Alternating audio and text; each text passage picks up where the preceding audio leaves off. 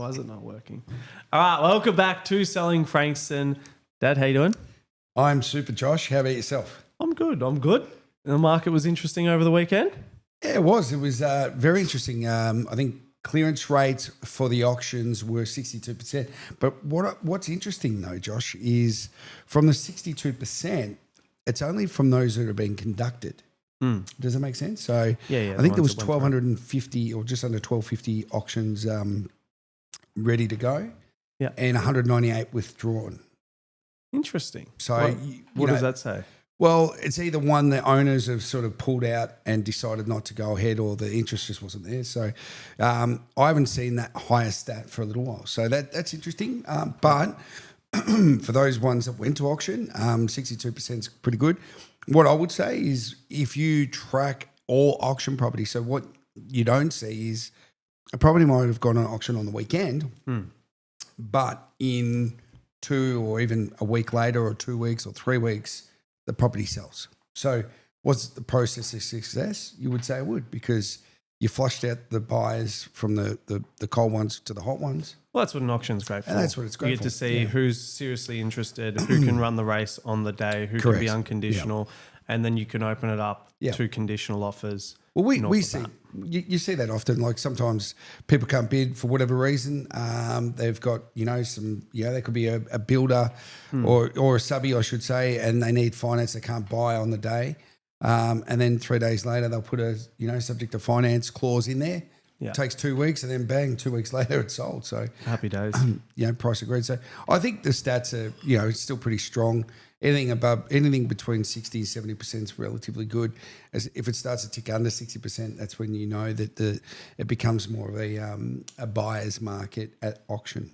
Yeah, that's interesting. You said at auction. Do you reckon that's because a lot of people use the auction clearance rate as a bit of a guide for the market. As a barometer, Yep. So it's the barometer. Yep.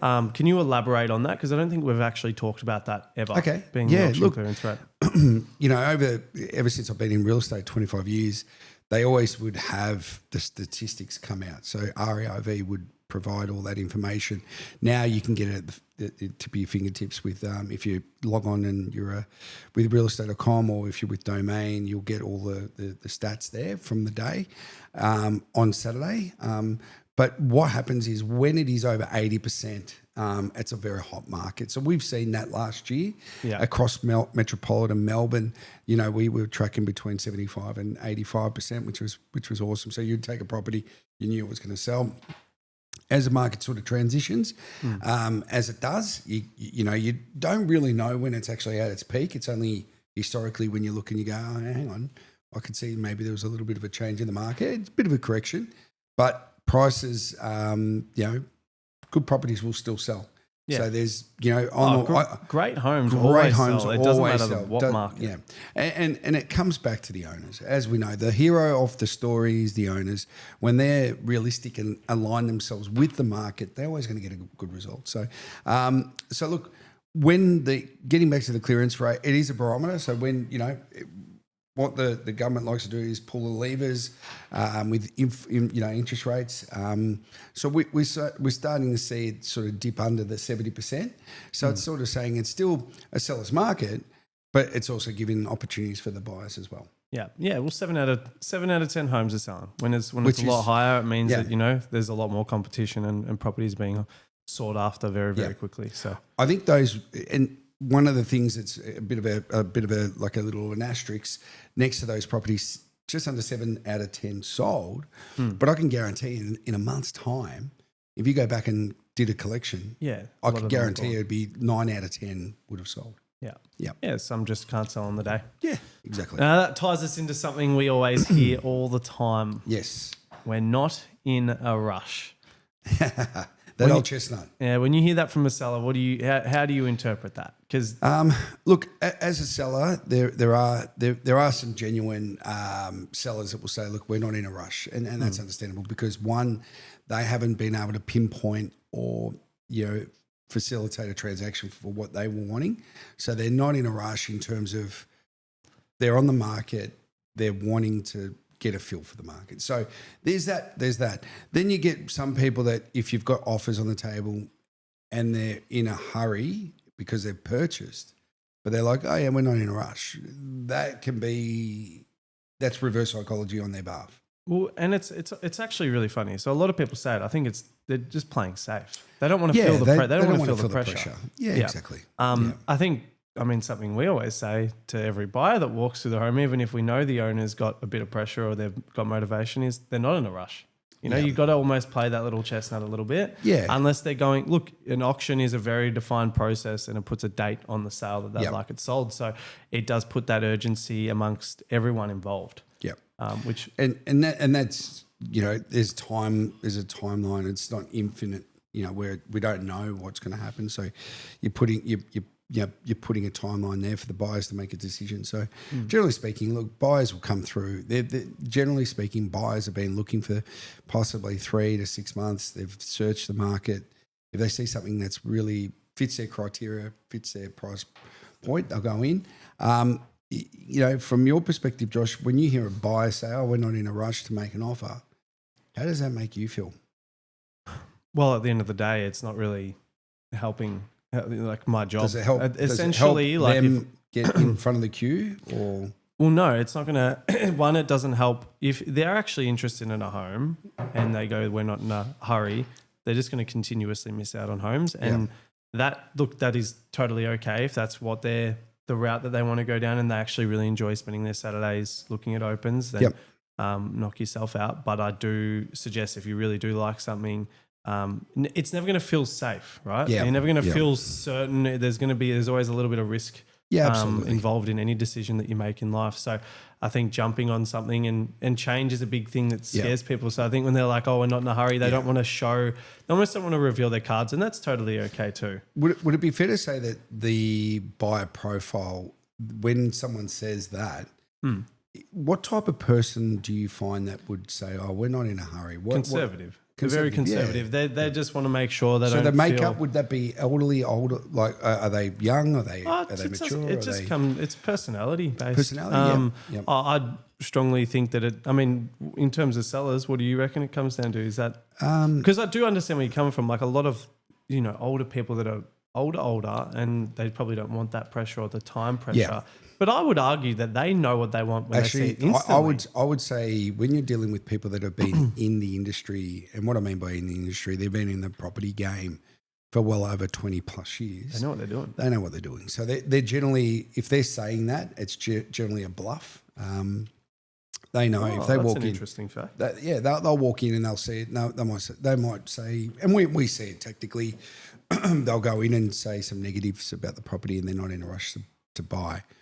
But that's where, as agents, you've got to, sort of have a chat, walk them through there, hold their hand. And if they have a property that they've got on the market or have sold, as soon as someone says, I've sold, but I'm not in a rush, you are in a rush. Well, I always ask the question, do you have a time that you need to be in your next place? Yeah. Because that's a really clear, defined... Yep. And it's not putting pressure on them. It's just saying, hey, do you have a timeline you're working towards? Because at the end of the day...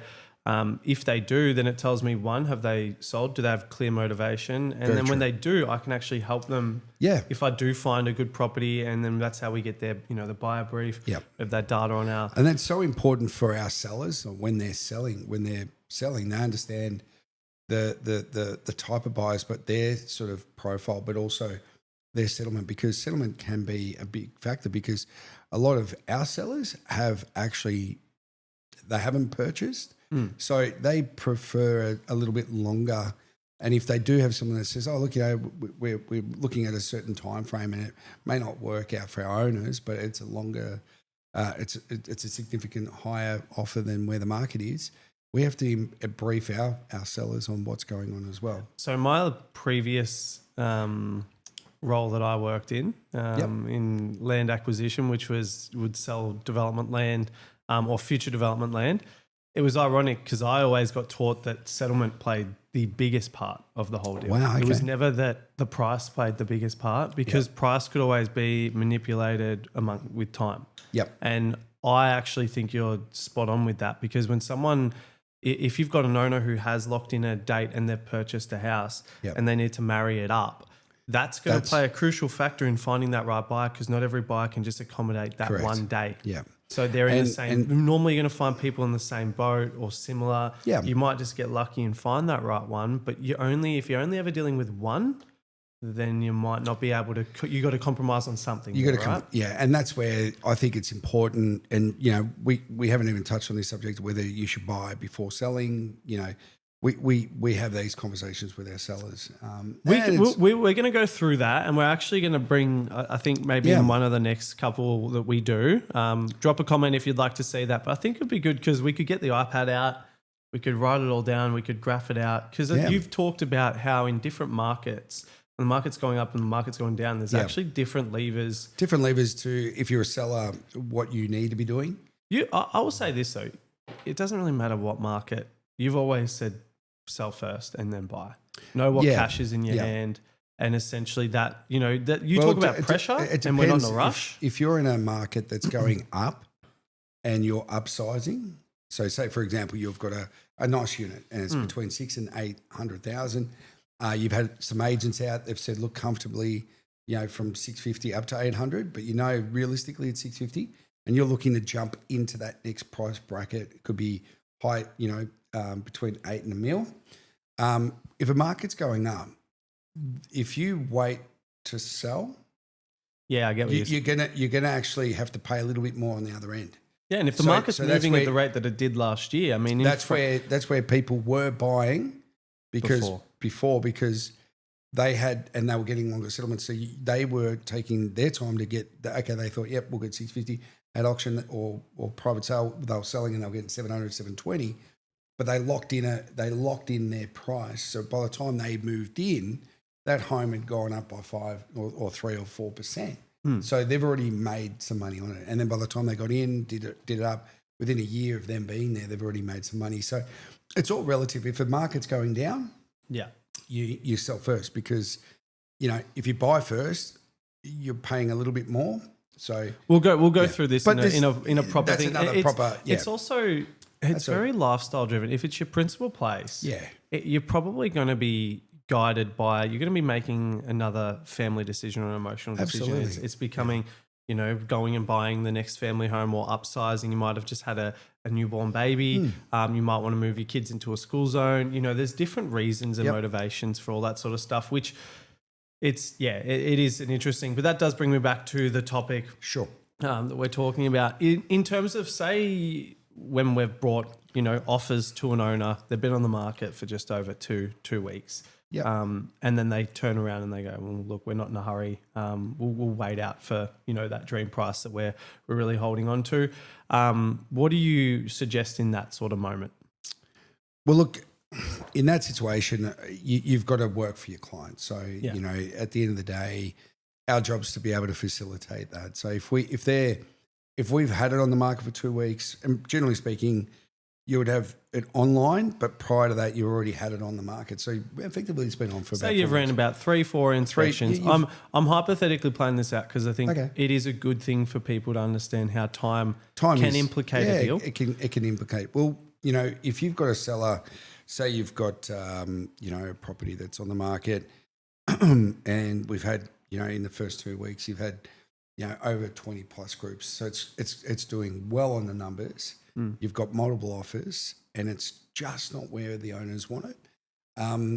The owners have every right to say, hey, look, we're not in a hurry. They don't want to do it. Yeah. We believe that we can get this price.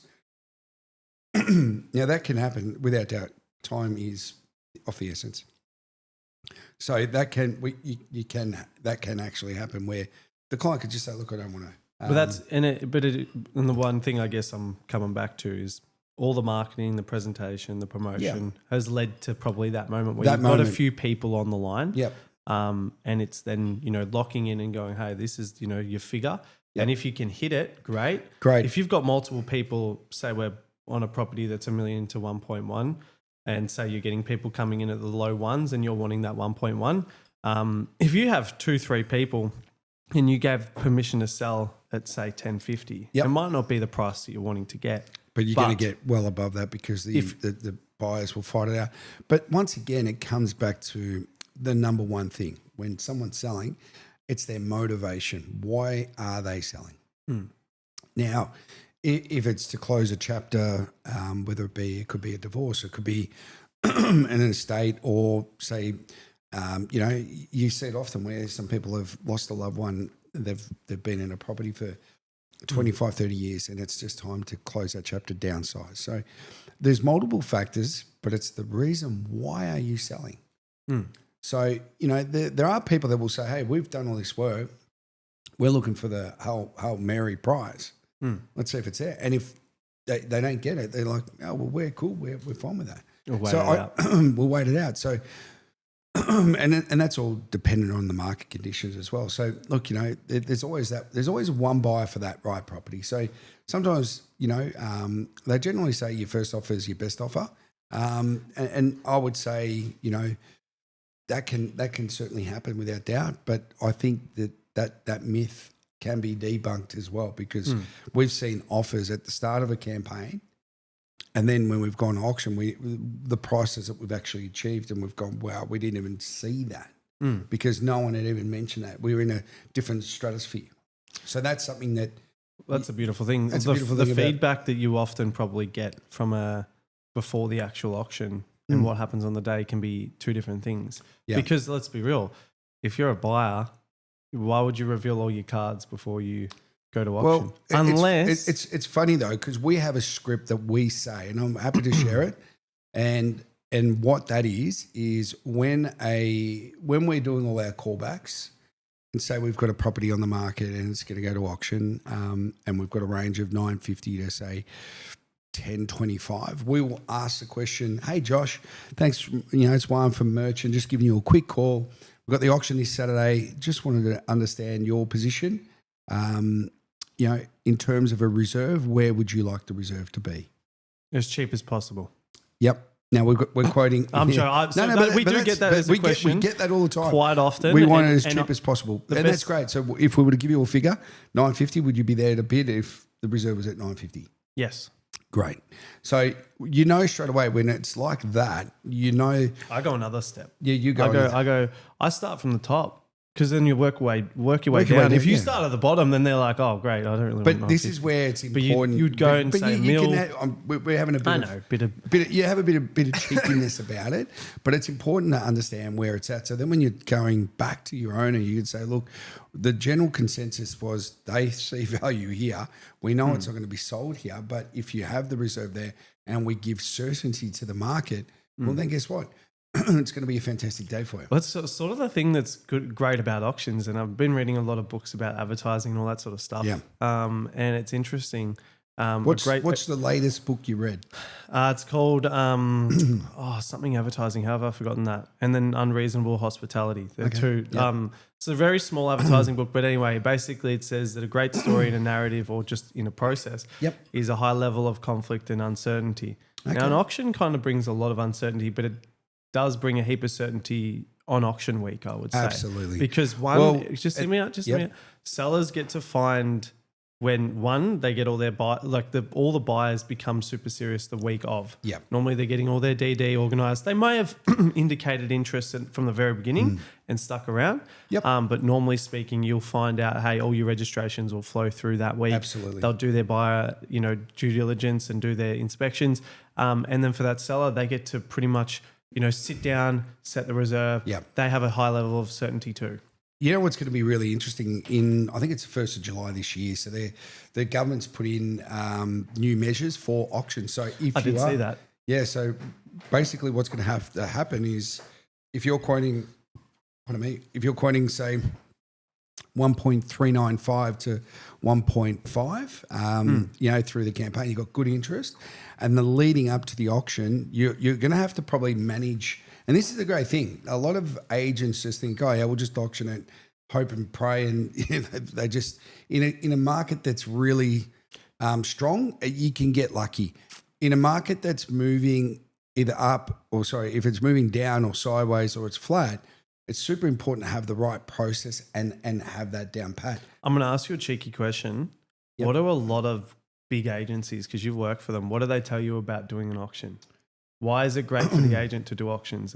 One, it's huge profile. Yep. Two, if the owners are definitely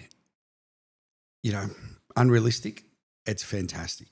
So they're two really good points. One, it can be a spectacle for the agent. Just keep that in mind. Yep. But for us, it's if they don't know how to actually if they don't know how to process, if you're running a process and you're not getting the right intel, and that's the thing. Like one thing that we have, we already ascertain by the Tuesday, we know where the reserve is going to be set. Now, have I had clients in the past that have actually said, "Oh, can I give you the reserve Thursday or even on the day of the auction?" I generally, as the auctioneer, there's nothing worse not knowing where the owners are going to be on the day, because if they're not aligned with the market, you don't get a second chance to go back on the day and go, "Oh yeah, we want to drop the reserve." Giving them the news early on where the market's saying it may not be what they want to hear. And I can tell you now, how often have you seen people go, "Oh, one, look, Josh, shit, the reserve, we don't want that there." And I'm like, well, that's where the buyers see value.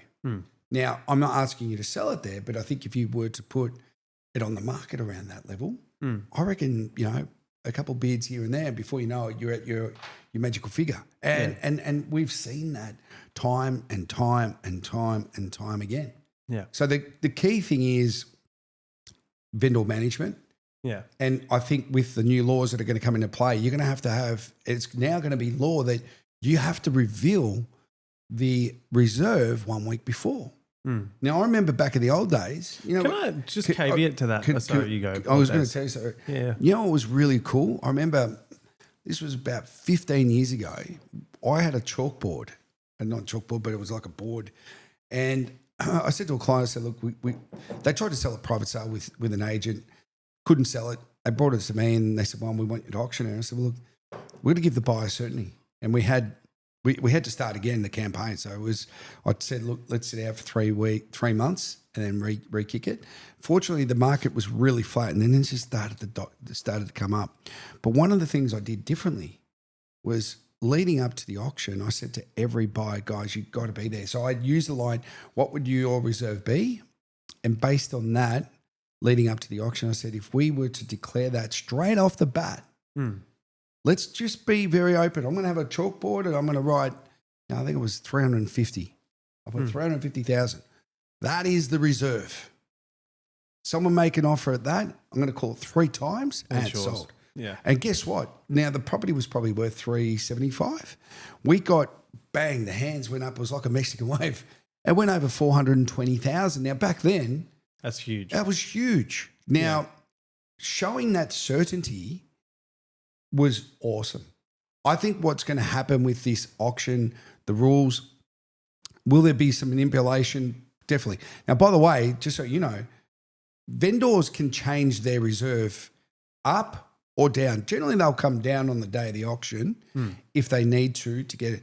Now, that's an interesting fact. I've never seen someone move it up. Now, imagine on the day. Imagine that you get there and then they imagine go, on the day. So imagine, this is where I think it's really important.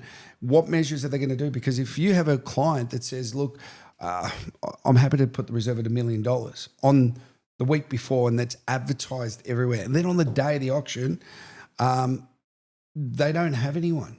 And then the reserve's set at $1 million. They go, no, we actually want to move it to 1-1 because we want a bit of a buffer to be able to negotiate. Can I just caveat all of it? Yep. What if you were doing the campaign, you're 2 weeks in the auction's in 2 weeks, and your client goes away and he's off and camping, how are you going to do a reserve? Like, you know what I mean? Like, how are you going to get that reserve for that 1 week specifically out? How are you going to do it? Well, I think with the way the world is now, that's what I'm trying to say. There's so many things, like you might not be able to. You could try and get them. What are we going to have to get them in 2 weeks earlier? No. Like, So, you know what I mean? no. Look, the key is it's having that reserve set a week before. So I think it's going to be great because we know after the first 2 weeks where the buyers are. So we ask the question: what are you willing to pay? What do you want? Where do you? And then the buyers that actually come through that are actually been in and they've seen, say, 10, 15, 20 other homes, we get honest feedback from them and say, where do you see it? Yeah. And then we lay it down for the client to see, and it's factual information. Now, ultimately, the owners are the ones who decide where they're going to sell it. Now, I can tell you now, there'll be some clients, and this is where they'll want, you can't be going 1-1-1 and then on the week before the auction go, we want 1.5. That's what they want to stamp out. That's fair. which is fair. That's more than fair. That is more than fair. But I think you're going to find that more buyers are going to be more. I think it's actually going to be a great thing for auctions. I really do, because I think you'll get more serious sellers. And you get serious buyers. And matching those two together, and you put it's a perfect storm. When you have like we've talked about, when you create a high sense of certainty for both the seller and the buyer, absolutely, it gives them confidence. And confidence is the momentum you need, especially at an auction. So Correct. That brings us to, we're going to play a little game. I'm going to call it Big and Small. I don't really know what that means. I just thought I'd make it up. Biggie and small. Yep. So if you're selling and you've got a budget, small or large or small or big, where should it actually go? Okay. Yeah. Now we're going to do different rounds. So you can have a $5,000 round, $10,000 round, 20K round, and a 50K round. So if you're a seller and you are going, okay, I've got a budget, I need to allocate X to whatever it may be. It's not just advertising. This isn't advertising. Obviously, you got to. So it's excluding the marketing costs. So correct. They got 5,000. Okay. So if you got 5K, what are you doing with that $5,000 to get more buyers? I'd get the home styled, professionally done. Yep. Okay. Yep. I'd get someone to come in, change all, give them like a full style, full setup from the 5 senses. So if they've got dogs, look at getting steam cleaned, carpet steam cleaned, get everything looking really, really good. So for $5,000, you're going to fall short, but you'll be able to crack in, and that's going to help you get more buyers and make it look more pretty on the line. We always say this: if you've got a vacant property, what is the first thing you're going to look at as a buyer? You're going to look at the actual house, right? You're going to start looking at the walls. You're going to start looking at the floors. You start really paying more attention versus if you have it fully styled, you got the emotions kicking in. You feel good in a home, right? Yep. All right. Now 10K round. What are you doing with 10K? 10K, I would say I'd style, and if it's a small home, a smallish home, I'd get some new carpet. Yep.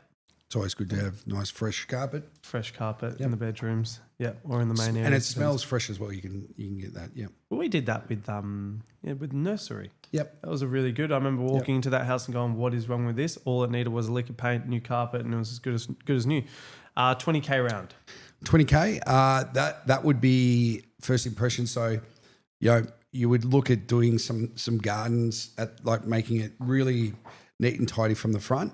It's all about presentation. So whether it be front, back, inside, and styling. So you do a bit of a yard blitz or something. Where you'd have a yard blitz. You'd get someone in to really on point get everything done. So you'd have all the definition of the property. If there wasn't, you'd get some garden beds done, put some plants in, some colour. It just makes a big difference. So 20K, you're doing gardens, staging, carpets, and I'd probably get a lick of paint. You'd paint it yourself, or would you? You can't. You wouldn't be able to get someone. Personally. You wouldn't be able to hire someone to get there. You could probably try and paint yourself, but I would say paint it yourself. Paint yourself. Paint yourself. If you're going to do it, and now this is probably the best one, $50,000. If you had 50K, what are you doing? Obviously, I'd paint, carpet. I would do anything. I'd update the new appliances in the kitchen. Yeah. To put a new kitchen in, you're not going to have enough money with 50K, but I'd put in all brand new. I would even look at considering your outdoor area. That's a great idea. So your outdoor area. If you've got a nice deck, what can you get? So you can go on Marketplace and you can potentially go get a sauna and have that sitting there and have a little cold plunge. Might even be reconfiguring if you've just got like one open little door. Make some sliding doors if put you some could. sliding doors. That's a bit of a cost. Yeah, that is a cost. To if you've only got one door, to knock it all out, that's quite one. It's time consuming and it would be. But would it add a lot more value if you're opening the indoor to the outdoor? The flow. Yeah. Look, would it add enough? I think sometimes if you were to do that, it comes back to the availability of the tradesman. So sometimes you might. We've got trades. Don't. You're saying you've got trades. Let's pretend like you've got everyone right if you've got it all there. Hypothetically. I think personally, anything out front is first impressions, inside, outside. So I'd spend all that money doing all that, and then if there's something that can improve it from the sliding doors from a single door, yeah, you would look at that. Okay. All right, beautiful. So you're doing carpets, But styling, personally, I'd put a paint, spire at the back. paint, and you'd I'd work put a on your spa. entertainment area. Outdoor entertaining is what it's about. Yeah. Yep. Okay. And especially in our area because it's Yep. makes sense all year round. Now, how was our game day in our market over the weekend? I know we touched on it very briefly. we with had the auction rate, but how was us? Look, we had the 2 opens. Numbers weren't too bad. It wasn't overly busy. And then we had a couple of appraisals and buyer inspections. So buyer inspections went well. We had an auction on Sunday, which we did off-site, and we've got some interest there, which we got offers. We're in actually in negotiations as we speak. So the owners are looking to wrap that up, which is great. There's certainly no doubt in my mind, the buyer inquiry, if you've got good properties, you're always going to get people calling you. So anything online, it's going to be there. It's up in lights. People will call it if at the moment. Only one person can buy a house. Yeah. Obviously, if you've got multiple, it helps. It helps us to be able to negotiate. That is our job. Yep. We advertise. Every agent advertises, but negotiate. We all do the same thing. We get it on realestate.com. And look, there's going to be people that will say, we've got this database that's got over 500,000 people on our database, blah, blah, blah. The biggest database is realestate.com. Realestate.com. Let's cut to the, when you're hearing those things, that's a red flag right there. Telling someone that I've got over 500,000 people on my database because of we're part of a franchise, load of shit. I'm telling you, if people from Brighton want to buy in Frankston South, they're not calling a Brighton agent. And I'm telling you, a Brighton agent's not going to be pushing out a Frankston South property. I can tell you that right now. No. So let me tell you, don't go with if you're hearing stuff like that, that's a red flag right there. Oh yeah, we got more buyers. No, the buyer pool is for everyone. For every single agent and agency. It goes online. If it's priced right, that buyer ain't going to be, they're not exclusive to that one agent up the road or, we've got full control. No, they might be exclusive to a buyer's agent, but that's a very different agent. That's a different altogether. But I'm telling you, don't fall for that rhetoric. If they're coming to you on that front, they're telling you a pack of lies, which is not what you want when you're looking at selling your home. You want someone who's going to be in your corner telling you exactly how it is, but being a strong negotiator and not saying, we're leveraging off the back of all these other agencies, because I can tell you now, cross-selling doesn't happen. It rarely does. No, great.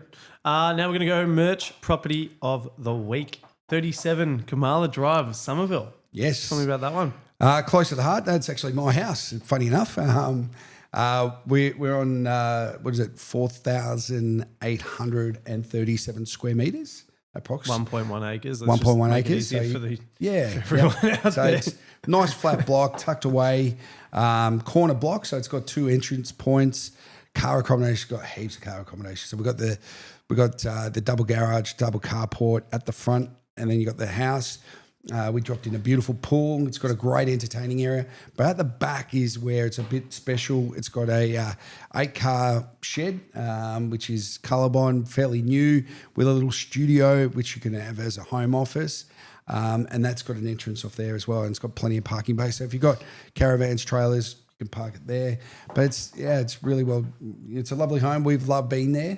But Josh, it's over to you now to get it sold. No pressure. No pressure. It's a beautiful home. If you're downsizing, and even if you're a downsizer and you're in your mid 60s, perfect home. You've got it's 4-bed, 2-bath. You've got beautiful, families will love it. Yeah, I think people that are looking to upsize as well. It ticks a lot of boxes for a lot of people. Look, a lot of tradies definitely will love this home. Yeah. I know when we bought it, there was a couple of tradies looking at it.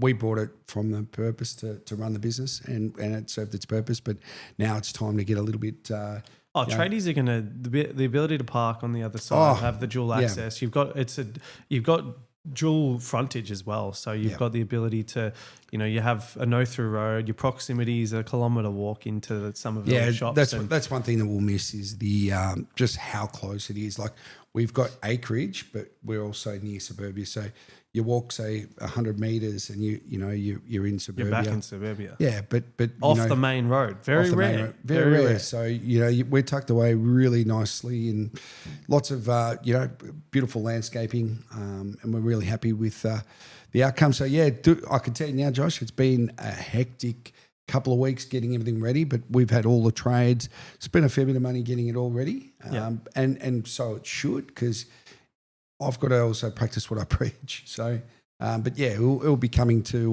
We've got photos and video and everything today. Should be exciting. Should be fun. That'll be very, very good. I think that's everything. That sums everything up. Oh wait, no, story time.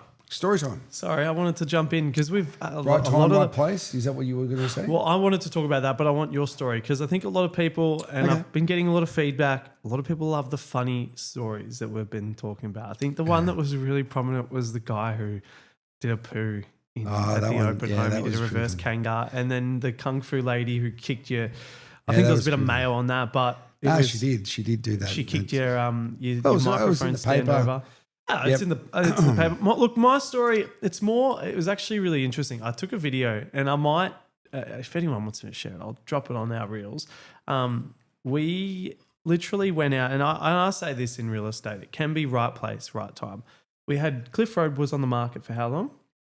Close to, I think it was 3 months. 3 months, 90 days. This is a beautiful home. Yeah. It's 3 levels though, for kids. It had a tandem garage. That was the biggest That was the killer, yeah.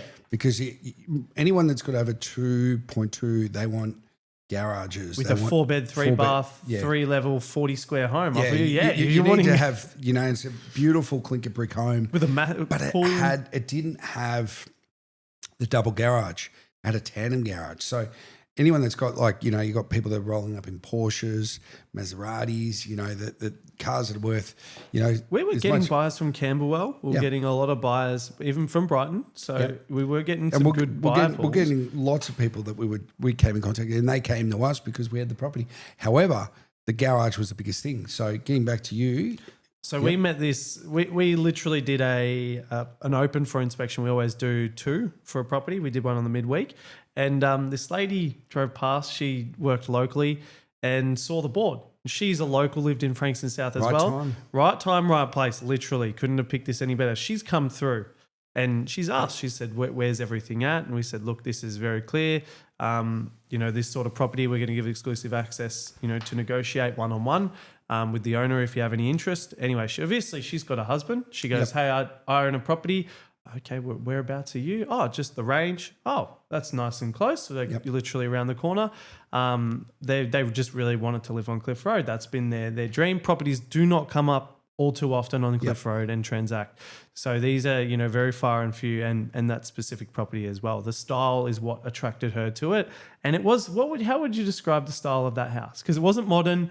It was almost like a, not traditional, but it was like very, I'm just going to let you keep talking. I don't know. Anyway. I had a Federation style. Federation style, yeah. But in turn, I don't know about that. It was older. Yeah, it was built past my time. Yeah, it was built. It's your time. It was built post World War II. So the good thing is it had lots of quirks about it. It had a lot of tradition. There was even all the rooms. It wasn't open plan. You'd walk around and there was a formal. Yeah, you had the formal dining, your formal lounge, but the picture railings. There was a lot to love about the home. But the best thing about that. I'm just going to continue. Yeah, you go. I'll continue. So this lady literally, and she loved that. Everything about that she loved. So she goes, "Hey, look, we're not even in a position. We haven't really got everything sorted. We just need to know. We need to run our numbers, blah, blah, blah, blah." I said, "Whereabouts are you?" "Hey, we're here." "Hey, why don't we come out? We can tell you what this would go for. And then you can, make a decision on whether or not you want to get through this one." So we go out. I film a video in the car saying, "Hey, right place, right time." This home had taken a little bit longer. It did need that right buy. It was just the 2 of them. We get in there, tell them what theirs is going to go for. They say, "Hey, we're going to get the husband to come on down." We literally book it in half an hour later. Within half an hour, we're there. But look, time was of the essence. So where they started, they end up increasing significantly, but we got the price that was required for the owners. And look, funny enough, there's still 3 properties on Cliff Road. And that's settled. We sold that back in August. Yeah, they got a longer settlement so that they could sell They had a place. 6-month settlement. However, what's happened in Cliff Road, there was 4 properties and 3 of them are still on the market. They've been on the market well in excess of 6 months. So this is the thing. Sometimes it's just the right timing. But Well, it's right place, right time. There was that buyer, and I think that's all real estate is, especially now. I'll tell you a good story. There was a guy that I know. He lived on Gould Street, and he's quite handy. Anyway, he was walking down the beach one day, and it can get. It was in the middle of winter and it was getting quite cold, and he could hear this guy banging away on a beach box, and I think he must have hit his thumb. He starts cursing and he starts swearing and blah blah blah. Anyway, the guy who's walking, he's a chippy. He turns around and he goes, "Oh, you okay, mate?" He goes, "Yeah, I'm just sick of this stupid wooden heap of a beach box that's been in the family for years, and just so sick of it. Where we live, we're up in the city. We don't come down here. The council's, saying it's in disarray.